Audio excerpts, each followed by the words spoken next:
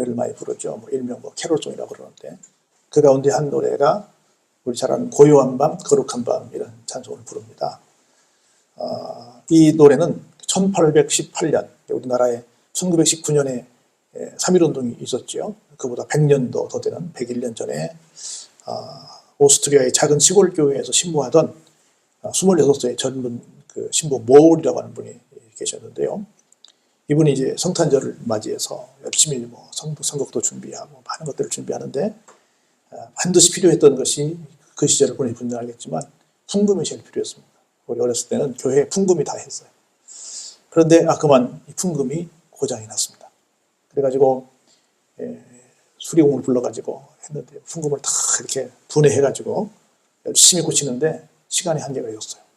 그래서 그 연습을 하고 발표를 해야 되는데 그 시간까지는 이게 고쳐질 기미가 보이지 않았습니다.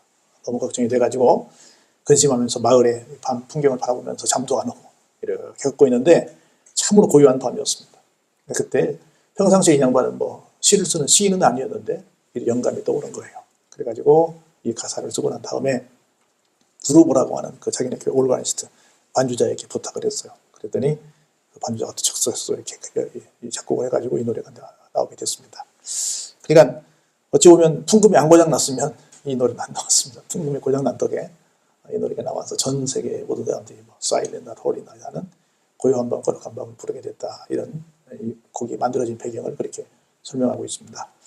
거기서 나온 것처럼 왕이 나셨도다, 구주 나셨도다 그러잖아요. 우리가 얘기하는 그 왕, 우리가 말하는 노래하는 그 구주가 어떤 분이신지를 한번 생각해 보셨으면 좋겠다 싶습니다. 우리 잘 아는 것처럼 구약은 오실 예수님에 대한 얘기를 하고 있고 신약은 오신 예수님에 대한 얘기를 하고 있어요. 그래서 모두가 다 신구약이 다 주인공이 누구냐면 예수님이십니다. 여러 군데서 예수님에 대한 얘기를 하고 있는데 그중에 오늘 본문의 말씀도 역시 예수님에 대한 얘기를 합니다. 이사야 42장에 등장하는 예수님은 어떻게 묘사되고 있는가? 우리가 믿는 예수님은 어떤 분인가를 생각해 보시면서 이걸 알고 예수님이 성탄의 주인공이시니까 그 주인공 되신 예수님의 탄생일인 성탄절을 맞이하는 여러분 되시길 주의 이름으로 축복합니다. 첫 번째로 하나님 이렇게 말씀하십니다. 그 예수님을 가리키는 거예요. 내가 붙드는 나의 종이다. 내가 붙드는 말이 여러 가지 뜻이 있겠죠. 그 중에 하나가 뭐냐면 내가 붙들어 쓰는 종이다. 내가 사용하는 종이다. 이런 뜻이 있을 거라고 봅니다. 하나님께서 붙들어 주시는 분이시다. 두 번째는 내 마음에 기뻐하는 자. 예수님께서 하나님이 기뻐하시는 분이시다 라고 말하고요. 세 번째는 내가 택한 사람이다. 하나님께서 붙드시는 분, 하나님께서 기뻐하시는 분, 하나님께서 전권대사로 우리의 구세주로 택하신 분이 바로 우리가 믿는 예수님이시다 라고 하는 겁니다. 우리는 그분을 바라보아야 합니다. 왜냐하면 그분께 내가 나의 영을 주었다. 하나님의 영을 예수님께 드렸다는 겁니다. 그러면서 그 주신 목적이 뭐냐면 그가 이방의 정의를 베풀리라. 이방의 옛날에는 공의를 베풀리라고 되어 있죠. 지금 정의를 베풀리라. 하나님께서 예수님을 통해서 이방의 정의를 베푸시는 어떤 정의예요? 정의는 여러 가지 설명이 가능하겠지만 하나는 뭐냐면 하나님께서 난 너를 나의 아들로 나의 딸로 삼았어. 한번 택한 너희들은 내가 절대 버리지 않아. 설사 너희들이 죄를 지었다 하더라도 나는 절대 내 방식대로 죄의 문제를 해결하고 내가 너희를 구원 백성으로 삼을 거야. 정의는 뭐예요? 다른 것 그럴 수 있죠. 근데 한 번 약속한 것은 한 번 세운 원칙은 반드시 지킨다. 이게 정의예요. 근데 그걸 지키지 않으면 뭐예요? 정의가 아니죠. 그래서 하나님만 그 약속을 이행할 수 있습니다. 그러면서 그분이 어떤 삶을 살았냐, 하나님의 정의를 펼치기 위해서 어떤 삶을 살았냐 이렇게 말씀하십니다. 그는 예수님입니다. 외치지 않습니다. 목소리를 높이지 않습니다. 그 소리를 거리에 들리게도 하지 않습니다. 나는 대한민국에 살면서 전 세계에 살면서 이게 참 싫어요. 외치는 게 싫습니다. 목소리를 높이는 게 싫어요.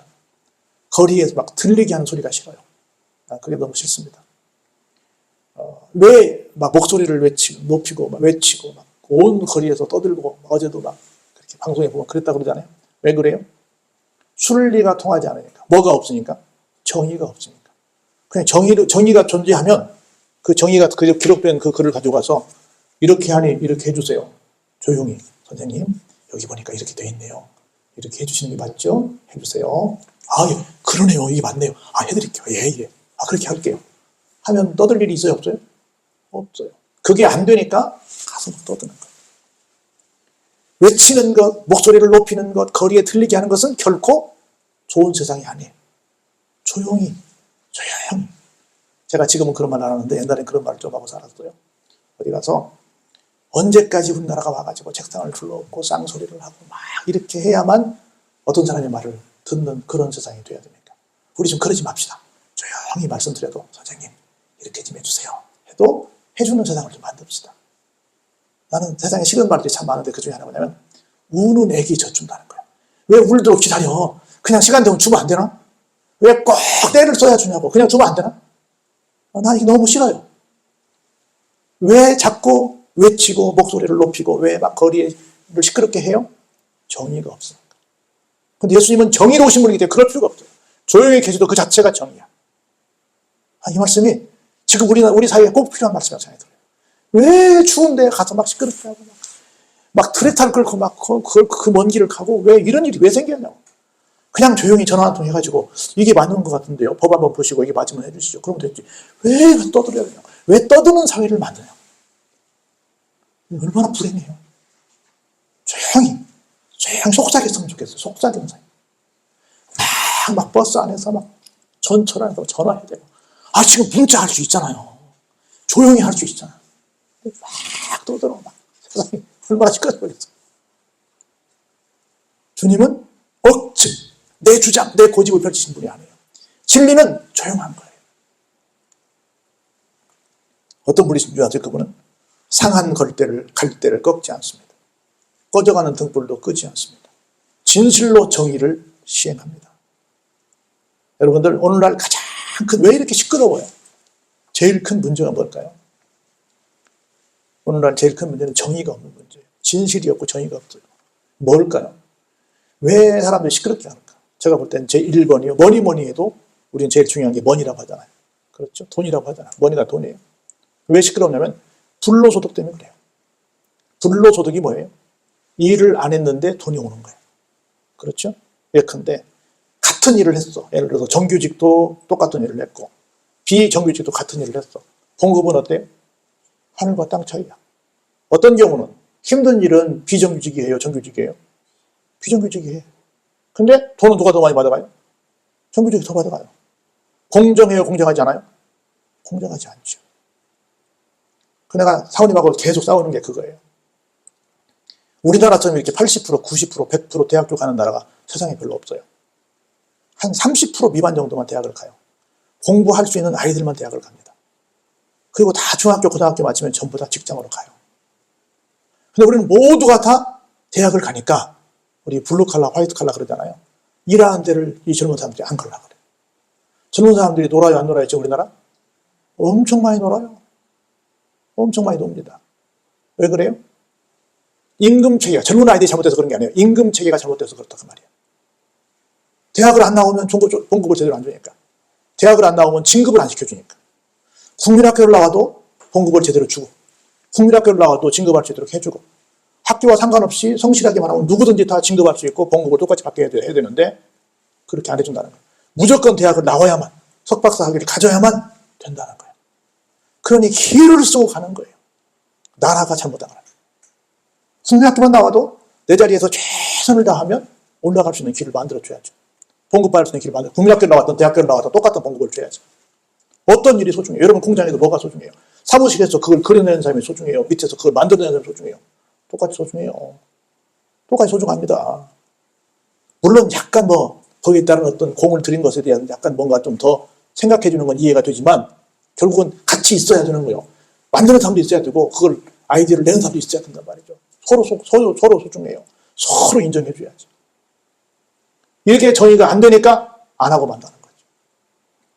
얼마나 불행해요. 안 됩니다. 평생을 일해도 몇십 년을 일해도 똑같아. 미안하지만 그 비정규직 계신 분들 다 똑같잖아요. 몇 년을 일해도 옛날에는 우리 어른들 들어봤겠죠. 여러분 호봉제가 있었잖아요. 세월이 흐르면 올라가는 게 있었잖아. 뭔가 생기는 게 있었잖아요. 근데 똑같아. 그럼 누가 하겠냐고요. 그리고 어느 날 갑자기 대학 나왔다고 갑자기 와가지고 막 과장 달고 한다는 거예요. 그 죽으라고 막 아버지 빨 되는데 막 죽으라고 했는데 계속 영원히 병사원이에요. 누가 하겠냐고요. 여러분 뭐 파출소도 보세요. 어느 날 갑자기 경찰대학 나왔다고 아들 같은 놈이 와가지고 경찰 파출소 소장한데 거기서 몇십 년 근무한 사람들은 그게 말도 아니야. 이게 얼마나 웃겨요. 뭔 말인지는 알겠는데 그 사람들에게도 올라갈 수 있는 길을 줘야지. 공부한 사람들에게도 물론 혜택을 주긴 하지만 성실하게 한 사람들에게 뭐 기회를 줘야죠. 이런 게 정의로워요? 정의롭잖아요? 정의롭지 않죠. 공정하지 않죠. 어찌 보면 노하우를 가진 양반들이 훨씬 잘할 텐데. 아니라는 거죠. 그냥 고함치고 그게 아니라는 거예요. 그래서 공부를 했든 안 했든, 대학을 나왔든 안 나왔든 서로를 존중해주고, 그에 걸맞는 대우를 해주고, 그렇게 해줘야 세상이 재밌죠. 공부도 못하는데 뭐하러 가서 애들 다 불행한 이유가 뭐예요?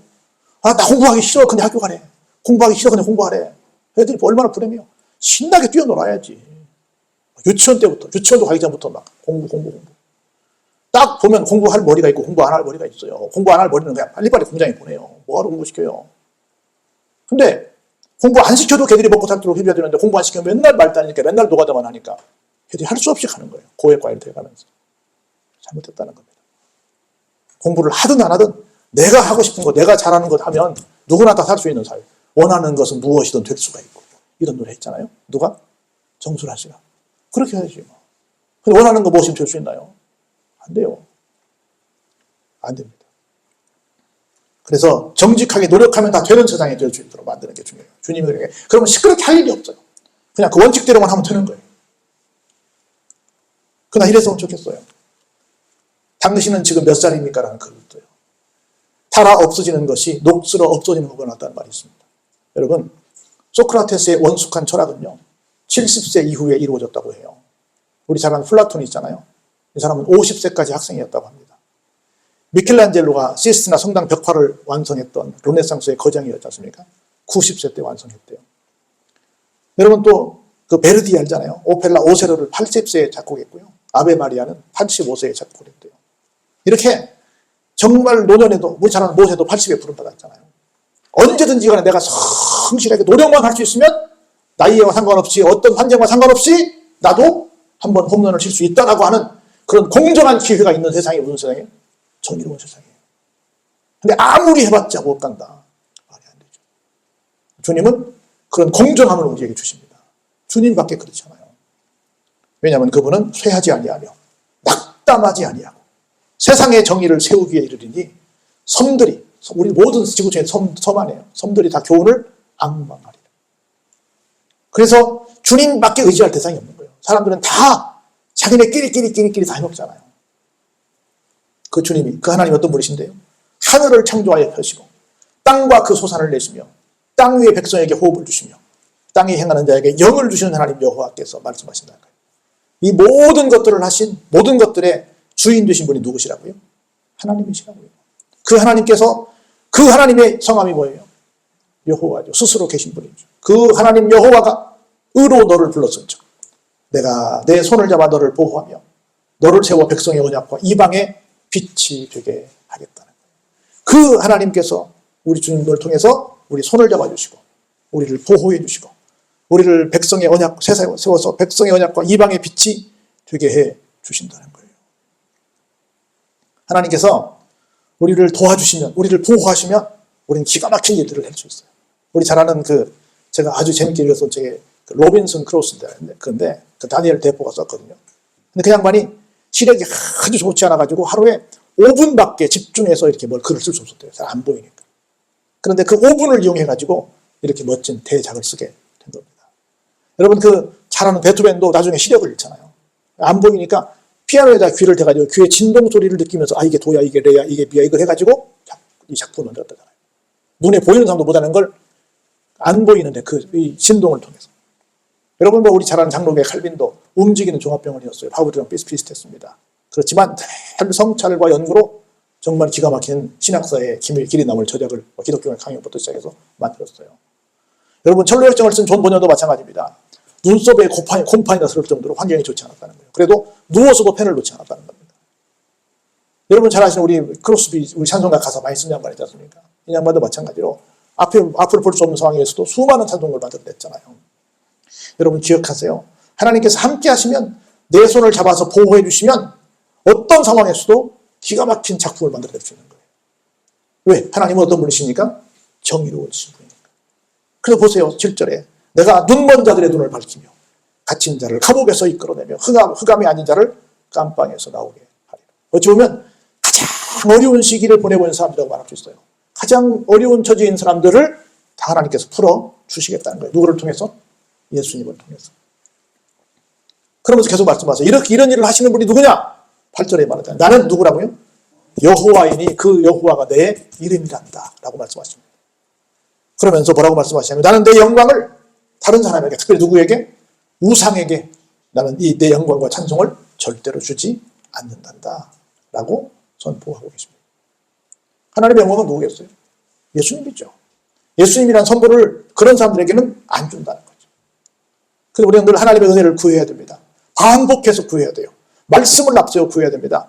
그리고 그 은혜를 영원히 간직하고 있으면 하나님께서 세상 가장 좋은 선물인 예수님을 우리에게 선물로 주시겠다는 거예요. 그러면서 볼까요? 보라 전에 예언한 일이 이미 이루어졌습니다. 아까 얘기했듯이 계속 구약은 누구에 대한 예언이라고요? 예수님에 대한 예언이라고요. 그러면서 이제 내가 새 일을 알리노라. 그 일이 시작되기 전에라도 너희에게 이르렀노라. 예수님을 통해서만 새 일을 이루시는 거예요.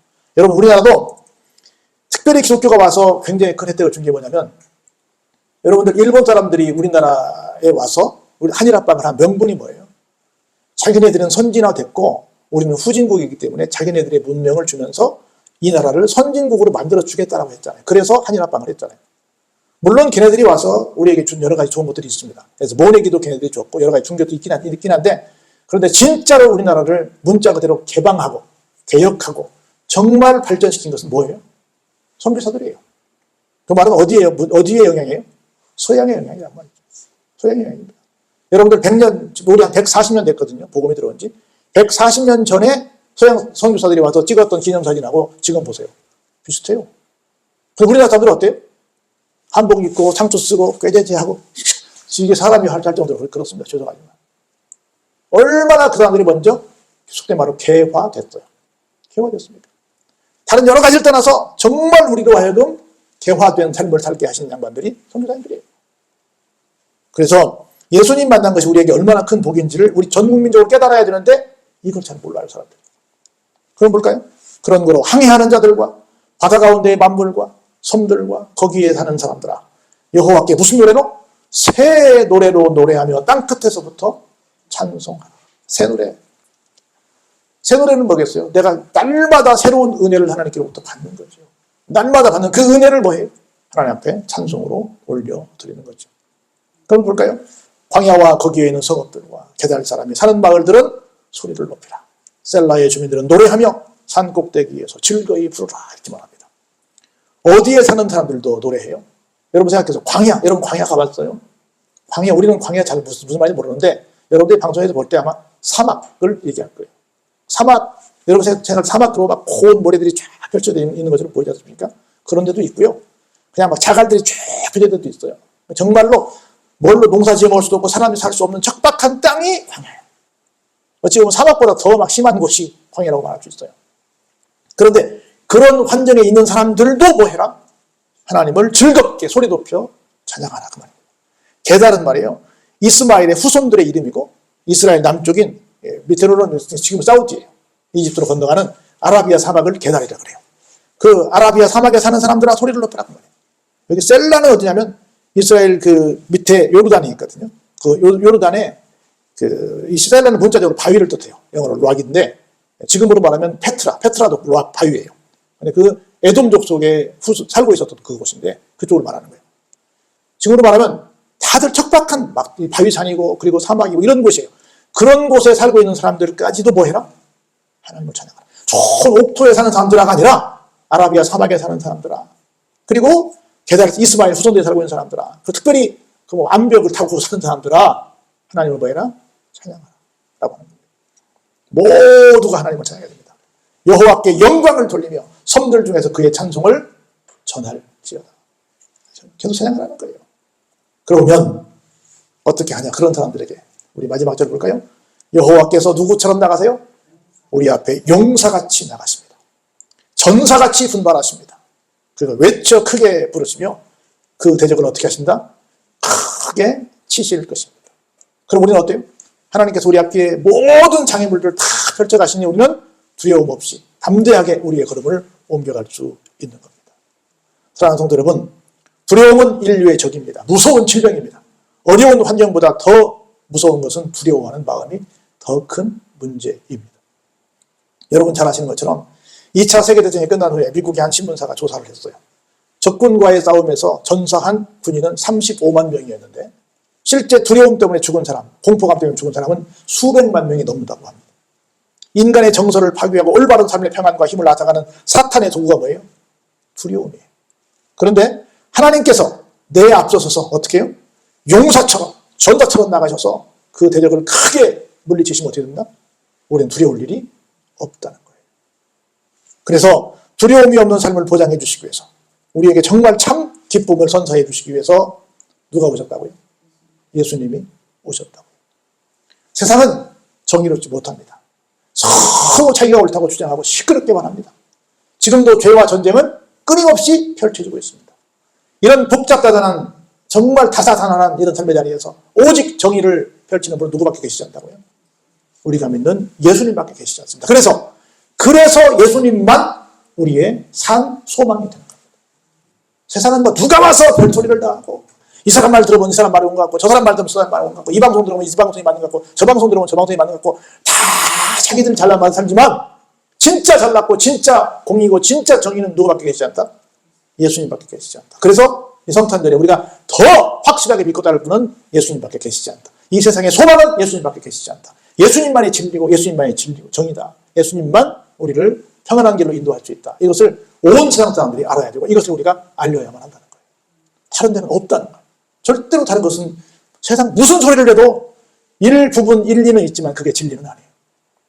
그래서 예수님이 그런 분이시구나. 이걸 깨달으시고 지금 이리와 저리 왔다 갔다 하지 마시고 괜히 시끄럽게 하지 마시고 진짜 진리인 주님 따라가는 여러분의 삶이 되시기를 주의 이름으로 축원합니다.